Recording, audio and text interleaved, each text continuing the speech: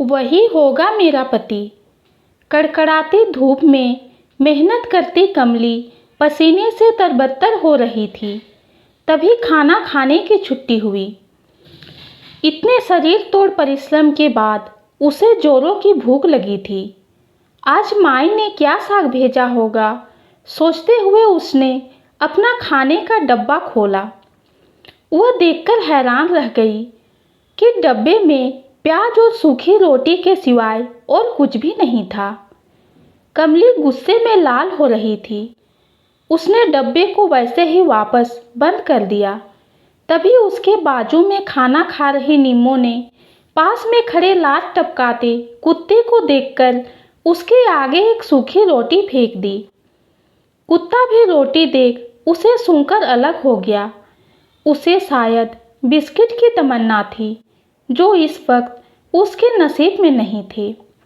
कमली की भूख और गुस्सा दोनों ही अपनी चरम सीमा पर थे। वह उठी और वापस काम पर जाने लगी। तभी नीमो ने पूछा, क्या हुआ कमली, खाना क्यों नहीं खा रही है? अरे बोलना, क्या हुआ? सूखे टिक्के भेजे हैं माँ ने, कैसे खाऊं? सूखे टिक्के को देखकर तो वह कुत्ता भी भाग गया। फिर भला मैं कैसे खाऊं? अरे आजा, मेरे पास चटनी और थोड़ी साग भी है, खाएगी? नहीं लता, तू खा ले, मेरा पेट भरा है, जाती हूँ काम पर। कड़ी धूप में पसीना बहाता रहा। कमली काम करती रही। सूरज को भी मानो उस पर दया आ गई तो वह भी धीरे धीरे अपने तापमान पर नियंत्रण करके ढलने लगा। शाम होने आई। अपनी दहाड़ी पूरी करके कमली जब शाम को घर पहुंची तो उसकी माँ ने पूछा, कमली बड़ी थकी थकी लग रही है, क्या बात है? आज काम ज़्यादा पड़ गया क्या? कमली ने गुस्से में जवाब नहीं दिया। उसकी माँ ने अधिक ध्यान न देते हुए उसका डब्बा खोलने के लिए उठाया और बाहर चली गई। डब्बा खोलते ही उसने देखा खाना तो जस का तस रखा है। वह वापस आई और कमली से पूछा, कमली खाना क्यों नहीं खाया? इसलिए ऐसी लग रही है, मुंह उतर गया है, क्या हुआ है तुमको? क्या खाती माई? सूखी रोटियां, साग क्यों नहीं बनाई? इतना तो कमा कर लाती हूँ, खाने के लिए तो पैसा कम नहीं पड़ सकता। कमली, अब से तो ऐसा ही खाना मिलेगा। यह क्या कह रही हो माई? क्यों ऐसा खाना मिलेगा? एक ही दिन में महंगाई इतनी बढ़ गई कि साग लेने के लिए भी पैसे नहीं हैं। अरे नाराज ना दिखा, तेरे बापू ने तेरा ब्याह तय कर दिया है। बहुत अच्छा लड़का है, कमाता भी ठीक ठाक है। दहेज में उसके माए बाप 1.5 लाख रुपया मांग रहे हैं, देना तो पड़ेगा। कौड़ी कौड़ी बचाएंगे तभी तो इकट्ठा होगा ना। 6-7 महीने का समय है हमारे पास, तब तक हमें उतना पैसा जोड़ना पड़ेगा। साहूकार के पास से थोड़ा कर्ज ले लेंगे। यह क्या कह रही हो माई? इतना सारा दहेज मांग रहा है और तुम कह रही हो अच्छा लड़का है। उसे लड़की भी चाहिए और साथ में पैसा भी। मना कर दो, मैं ऐसे लड़के के साथ ब्याह हरगिज नहीं करूँगी। जिसकी नीयत में दहेज की दौलत हो, उसकी बाजू में ताकत नहीं है क्या अपनी जोरू को कमाकर खिलाने की? बापू बिस्तर पर हैं, तुमसे काम होता नहीं। तुम दोनों का क्या होगा? कर्ज का ब्याज भरते भरते जिंदगी बीत जाएगी। ये साहूकार भी कम लालची नहीं होते। हम जैसों को कर्जा देकर ही अपना घर चलाते हैं। कामकाज होता नहीं उनसे। गरीबों की मेहनत का खून चूस चूस कर ही पलते हैं ये। इनकी औकात मच्छर और मखमल से ज़्यादा नहीं होती। दहेज लेने वाले भी इन्हीं के भाई बंधु होते हैं। जो अभी पैसा मांग रहे हैं, क्या वो बाद में मुझे तुम्हारे लिए कुछ भी करने देंगे? नहीं माय नहीं, मुझे ब्याह करना ही नहीं है। अरे पगली है क्या तू? दहेज के बिना रिश्ता नहीं होते। तूने अभी दुनिया देखी ही कहाँ है? ब्याह तो सभी को करना पड़ता है। बेटी को घर के खूंटे से बांधकर तो नहीं रख सकते ना। तू हमारी चिंता ना कर, मैं जैसे तैसे 2 जून की रोटी का जुगाड़ तो कर ही लूँगी। मैंने कह दिया ना माई, ऐसे लालची परिवार में मैं रिश्ता कभी नहीं करूँगी। ऐसी बातें ना बोल कमली, तू क्यों भूल रही है? बड़े बड़े लखपतियों की छोरियां भी जब शादी के मंडप में बैठती है ना, उसके पहले ही करार हो जाता है। लाखों के सौदे होते हैं, यही रीत है। होते होंगे लाखों के सौदे, उन छोरियों के मन में भी दहेज लेकर जाने की चाह रहती होगी। मैं वैसी नहीं हूँ माई, वैसे भी मुझे भिखारी लड़के से ब्याह नहीं रचाना। अरे कमली, दहेज तो उसके माए बाप मांग रहे हैं, लड़के को काहे कोस रही है?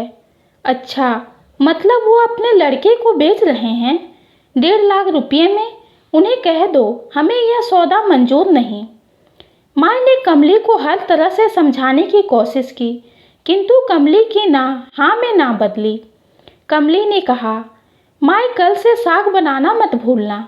ठीक है, कहकर माँ अपने काम में लग गई। वह हर रोज थोड़ा सा साग बनाकर कमली के डिब्बे में रख देती और बाकी कच्चा उठाकर गीले कपड़े में रखकर छुपा देती। माँ और बापू तो अभी भी कमली से छुपकर सूखी रोटी प्याज के साथ खाकर पानी पी लेते। कमली को एक दिन तबीयत खराब लग रही थी, इसलिए वह खाने की छुट्टी में मालिक को बोलकर घर आ गई। उसने सोचा आज माए बापू के साथ घर पर ही खाना खाऊंगी, पर खोली में घुसते ही उसने देखा माँ और बापू प्याज और नमक के साथ रोटी खा रहे थे। यह देखकर कमली की आंखें आंसुओं से भीग गई और वह उन दोनों के सामने आकर घुटनों के बल बैठ गई। माँ और बापू उसे देखकर हैरान रह गए। माँ ने कहा, अरे कमली, तू इस वक्त?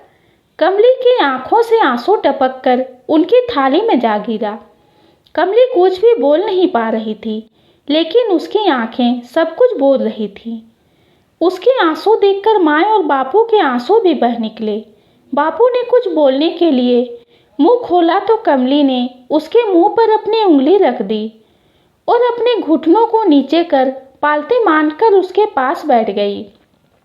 कमली ने अपना डब्बा खोला और उनमें से साग निकालकर अपने हाथों से उन्हें पूरा खाना खिलाया।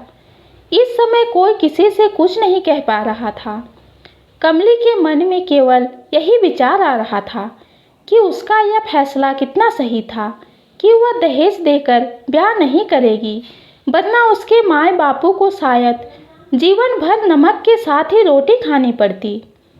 उसके बाद उसने माए से कहा, माए, 2-2 पैसे बचाकर साग के बिना रोटी खाकर अब 1.5 लाख कभी इकट्ठा ना कर पाओगे। बस मेरा दिल दुखाओगी। तुम्हें मेरी कसम, आज के बाद फिर कभी ऐसा किया तो। ठीक है कमली, तू जीती और मैं हारी।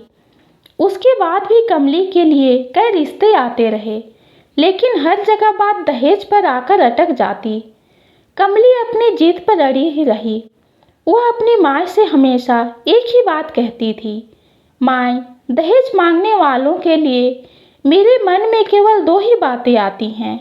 एक तो यह कि वे लालची हैं और उनका लालच कभी भी ख़त्म नहीं होगा, और दूसरी ये कि वे भिखारी हैं, अपने दम पर कमाने की शायद उनकी औकात ही नहीं है। माँ, उनके लिए मेरे मन में मान सम्मान कभी नहीं आता।